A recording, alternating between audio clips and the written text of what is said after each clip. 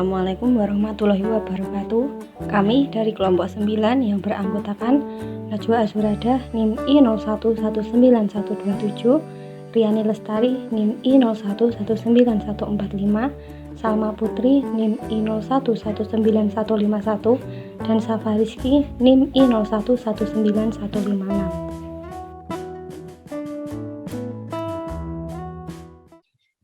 Dalam kesempatan kali ini, kami akan menjelaskan tentang masyarakat, kebudayaan, gejala sosial, serta nilai dan norma yang berlaku dalam masyarakat. Yang pertama, pengertian masyarakat. Menurut Ralph Linton, masyarakat merupakan sekelompok manusia yang telah hidup dan bekerja bersama cukup lama, sehingga mereka dapat mengatur diri mereka dan menganggap sebagai suatu kesatuan sosial dengan batas-batas yang jelas. Sedangkan menurut Selo Sumarjan, masyarakat adalah orang yang hidup bersama yang menghasilkan kebudayaan. Menurut Ferdinand Tonis, masyarakat terbagi menjadi dua jenis.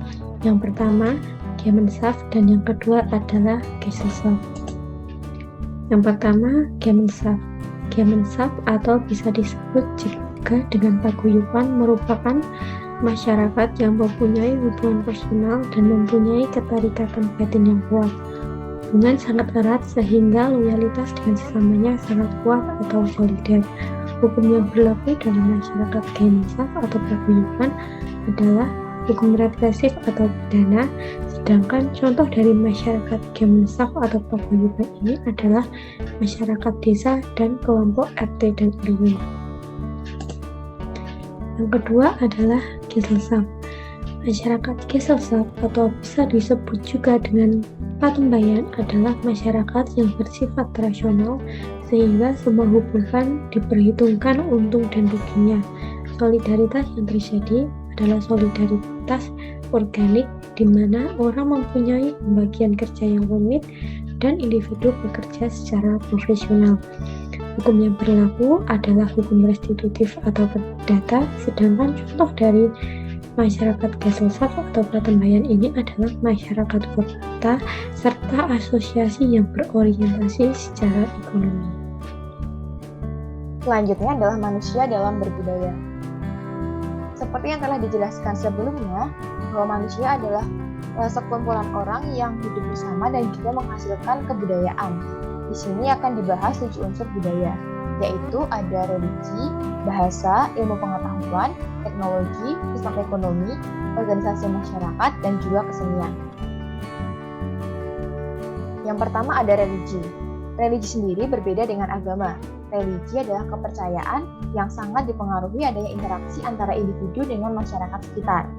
Kepercayaan di Indonesia ada 5. Yang pertama ada animisme, yaitu percaya bahwa roh nenek moyang itu masih ada di sekeliling kita. Ada dinamisme, yaitu percaya kepada benda atau barang yang memiliki kekuatan gaib. Ada politeisme, yaitu percaya bahwa Tuhan itu lebih dari satu. Ada sinkretisme, yaitu perpaduan dari berbagai jenis kegiatan. Contohnya seperti Islam kejawen. Dan yang terakhir ada monoteisme, yaitu percaya bahwa Tuhan hanya ada satu. Sedangkan agama merupakan kepercayaan yang sudah percaya bahwa adanya kitab suci dan juga percaya adanya utusan-utusan Tuhan. Agama di Indonesia sendiri antara lain ada Hindu, Buddha, Islam, Kristen, dan juga Katolik. Selanjutnya ada bahasa. Bahasa merupakan media manusia untuk saling berinteraksi dengan sesamanya, dengan menggunakan kontak dan juga komunikasi. Bahasa dibedakan menjadi 3, ada bahasa isyarat, bahasa tulis, dan juga bahasa lisan. Selanjutnya ada ilmu pengetahuan. Ilmu pengetahuan ini merupakan cara untuk manusia memenuhi kebutuhan manusia. Ilmu pengetahuan ini akan memicu adanya teknologi. Teknologi sendiri merupakan suatu barang atau alat untuk mempermudah kegiatan manusia dalam memenuhi kebutuhannya. Contohnya seperti produksi, transportasi, seperti mobil, motor, dan kendaraan lainnya, pakaian dan perhiasan, dan juga tempat tinggal. Selanjutnya ada sistem ekonomi atau mata pencaharian. Ini merupakan usaha manusia untuk dapat tetap bertahan hidup, yaitu dengan kegiatan mencari makan. Usaha mencari makan ini yang disebut sebagai mata pencaharian. Mata pencaharian sendiri ada berbagai macam, antara lain seperti berburu dan meramu, bercocok tanam, menangkap ikan, dan juga perdagangan. Selanjutnya ada organisasi masyarakat. Organisasi dalam masyarakat salah satunya adalah kekerabatan. Kerabatan sendiri adalah suatu unit sosial yang tiap-tiap individunya mempunyai hubungan keturunan seperti keluarga ataupun hubungan perkawinan atau penggabungan beberapa keluarga. Dan yang terakhir ada kesenian.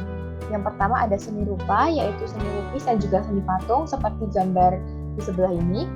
Ada seni sastra dan juga ada seni pertunjukan. Seni pertunjukan sendiri memiliki beberapa fungsi seperti sebagai fungsi ritual seperti tari rejang di Bali dan juga wayang wong. Sebagai sarana hiburan seperti jaipong di Jawa Barat dan juga ronggeng. Dan yang terakhir sarana pariwisata, contohnya seperti Ramayana dan juga tari gambang. Gejala sosial dalam masyarakat. Gejala sosial dan masalah sosial itu merupakan dua hal yang sangat berbeda, di mana masalah sosial itu merupakan bagaimana elemen-elemen dalam suatu masyarakat berfungsi sebagai suatu sistem, sedangkan gejala sosial merupakan asal-usul dari sebuah sistem di dalam masyarakat. Gejala sosial dimunculkan dalam diri individu, namun yang terpenting adalah bahwa gejala sosial itu sekaligus hidup di dalam banyak individu. Gejala sosial itu ada sebelum individu itu lahir dan ada sesudah individu itu mati. Gejala sosial juga mempunyai daya paksa dan otoritas atas individu yang tidak dapat dihindari individu itu sendiri. Gejala sosial juga tidak dapat dijelaskan dari individu itu sendiri.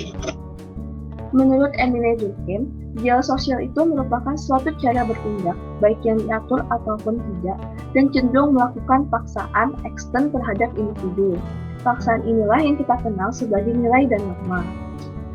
Emile Durkheim sendiri membagi gejala sosial menjadi dua, yaitu gejala sosial material dan gejala sosial non-material, di mana gejala sosial material merupakan gejala sosial yang bisa diamati, yang bisa kita lihat, yang bisa kita observasi, dan dapat memunculkan kekuatan moral yang berasal dari luar dirinya dan bersifat memaksa. Contohnya seperti norma hukum dan arsitektur. Gejala sosial non-material sendiri merupakan kekuatan moral yang berasal dari individu dan berinteraksi dengan nilai norma masyarakat yang bersifat memaksa. Gejala sosial non-material ini tidak dapat diamati dan muncul dalam kesadaran manusia. Contohnya seperti perasaan sedih, perasaan senang, perasaan iba, dan lain-lain. Gejala sosial non-material itu akan memunculkan yang pertama moralitas, yang kedua kesadaran kolektif, di mana kesadaran kolektif ini akan memaksa individu untuk melakukan gagasan yang telah disepakati secara bersama. Kemudian yang ketiga munculnya representatif kolektif, yaitu simbol yang telah disepakati untuk mewakili suatu perasaan tertentu. Dan yang terakhir munculnya arus sosial, yaitu gejala sosial tersebut dimunculkan dalam luapan perasaan, baik sedih, gembira, ataupun marah, yang dilakukan secara publik. Pipirim Sorokin sendiri membagi gejala menjadi dua, yaitu gejala sosial dan gejala non-sosial, di mana gejala sosial itu merupakan gejala yang diakibatkan adanya interaksi sosial ataupun pola perilaku masyarakat. Sedangkan gejala non-sosial yaitu gejala yang tidak diakibatkan akibat adanya pola perilaku masyarakat. Contoh gejala sosial sendiri yaitu ekonomi, agama, keluarga, hukum, dan lain-lain. Contoh gejala non-sosial yaitu gejala geografi dan gejala biologis. Nah, baik teman-teman, sekarang kita masuk ke nilai dan norma sebagai pedoman bermasyarakat, di mana nilai dan norma ini ada sebagai batasan kita dalam bermasyarakat. Nah, sebelum kita mulai masuk ke topiknya, di sini ada bagiannya untuk mempermudah kita semua. Nah, pertama jadi, dari aturan-aturan dalam bermasyarakat muncullah dua topik, yaitu nilai dan norma. Nilai itu sesuatu yang dianggap baik dan buruk oleh masyarakat, sedangkan norma adalah aturan yang diciptakan karena sebuah nilai yang buruk dalam bermasyarakat, teman-teman. Nah, lalu di sini nilai sosial itu apa sih sebenarnya? Nah, kita masuk ke nilai dulu ya, teman-teman. Jadi, menurut Surjono Sukanto, nilai sosial adalah konsepsi abstrak dalam diri manusia mengenai apa yang dianggap baik dan apa yang dianggap buruk, teman-teman. Sedangkan menurut Robert Lawang, nilai sosial adalah gambaran mengenai apa yang diinginkan, pantas, berharga, dan mempengaruhi perilaku sosial orang-orang yang memiliki nilai tersebut. Nah, jadi nilai sosial itu apa sih? Nah, dari dua sumber sebelumnya, kita bisa simpulkan nih, nilai sosial itu adalah hasil interaksi manusia yang diturunkan secara turun-temurun dan melalui proses pembelajaran. Lalu, apakah nilai sosial yang ada di dalam masing-masing individu itu bisa dibilang sama? Tentu bisa dibilang sama. Mengapa? Karena nilai sosial itu sudah ada di dalam diri kita secara masing-masing individu ya teman-teman. Jadi, yang membuat berbeda itu adalah proses pembelajarannya teman-teman. Nah, ini kita masuk ke jenis-jenis nilai sosial. Menurut Profesor Noto Negoro. Jadi ada 3 jenis. Kita masuk ke jenis pertama teman-teman. Nah, pertama ada nilai material, yaitu segala yang berhubungan dengan jasmani, contohnya makanan dan minuman. Yang kedua ada nilai vital, di mana nilai vital itu adalah segala sesuatu yang berhubungan dengan aktivitas manusia, teman-teman. Contohnya ada alat tulis untuk kita pelajar, terus ada alas kaki untuk kita semua ya, aktivitas berjalan, tentu saja kita pasti membutuhkan alas kaki, teman-teman. Nah, yang ketiga ada nilai kerohanian, di mana nilai kerohanian itu adalah segala sesuatu yang berhubungan dengan kerohanian manusia. Dibagi nih menjadi 4 poin teman-teman. Yang pertama ada nilai kebenaran, yaitu nilai yang berkaitan dengan kebenaran universal atau hal-hal yang eksak teman-teman. Lalu yang kedua ada nilai moral yang berkaitan dengan hati nurani manusia. Lalu ada nilai keindahan yang berkaitan dengan estetika manusia, dan ini ada nilai agama teman-teman, yaitu yang berkaitan dengan religi teman-teman. Nah, terus fungsinya apa nih? Nah, fungsi dari nilai sosial itu ada 3 teman-teman. Yang pertama untuk mendorong masyarakat mencapai keinginannya, lalu menjadikan petunjuk dari setiap perilaku individu dalam bermasyarakat, dan yang terakhir adalah mengawasi perilaku kita masyarakat. Ada ciri-cirinya nggak? Tentu aja ada teman-teman. Jadi ada 4 ciri-ciri dari nilai sosial. Yang pertama adalah hasil interaksi masyarakat. Yang kedua diperoleh dari proses pembelajaran. Yang ketiga dapat diterima masyarakat sebagai dasar tindakan dan dijadikan pola kepribadian bermasyarakat. Dan yang terakhir adalah hasil dari emosi perasaan yang abstrak. Meski begitu, nilai sosial itu non material atau abstrak ya teman-teman. Nah, di sini ada poin nih, poin kecil. Kita baca bareng-bareng.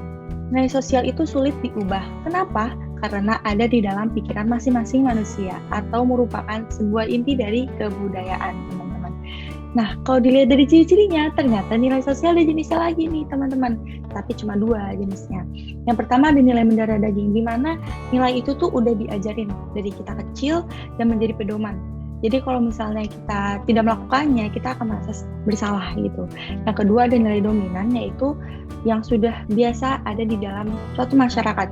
Yang banyak yang menganut, udah lama dianut, dan karena banyak yang udah dianut, kalau kita ikutan menganut, kita merasa bangga akan diri kita, teman-teman. Nah, sekarang kita ngomongin norma. Tadi kita udah ngomongin nilai. Kalau norma itu apa? Nah, norma itu adalah nilai yang selalu diikuti dengan sanksi-sanksi dalam masyarakat. Nah, ini harus diingat, norma dijadikan tolak ukur dari tindakan dalam masyarakat, teman-teman. Nah, pasti norma ada jenis-jenisnya juga ya. 100 buat kalian. Jadi, jenis-jenis norma itu ada 2. Nah, pertama kita masuk ke yang tingkat sanksinya dulu ya. Berdasarkan tingkat sanksinya, norma itu dibagi ada 5. Kita masuk ke nomor 1. Ada cara usage, di mana sanksinya itu hanya berupa teguran atau cemoohan atau sindiran ya dari orang lain. Contohnya membuang ludah di sembarang tempat, tidak makan sambil berdiri, atau membuang sampah sembarangan. Yang kedua ada kebiasaan folk waste, di mana sanksinya itu ya dibiarin aja. Kenapa? Karena sudah biasa dilakukan di dalam masyarakat kita, teman-teman. Jadi tidak ada sanksi yang berat. Contohnya memberikan salam kepada orang lain saat berpapasan, mengantri, dan menerima sesuatu dengan tangan kanan. Lalu ada tata kelakuan mores, sanksinya itu dikucilkan, bahkan dipenjara. Nah, contohnya itu ada bullying, narkotika, dan minum minuman keras. Yang keempat ada custom. Nah, sanksinya ini dikucilkan bahkan sampai diusir. Tapi ada custom ini yang berhubungan dengan adat suatu daerah ya teman-teman. Contohnya adalah perkawinan antar kasta di Bali, peraturan tertentu dalam kegiatan upacara adat yang tidak bisa dilanggar, dan larangan bercerai dengan pasangan di masyarakat Lampung atau merupakan tradisi mak di Jung Siang, teman-teman. Nah, yang terakhir ada hukum.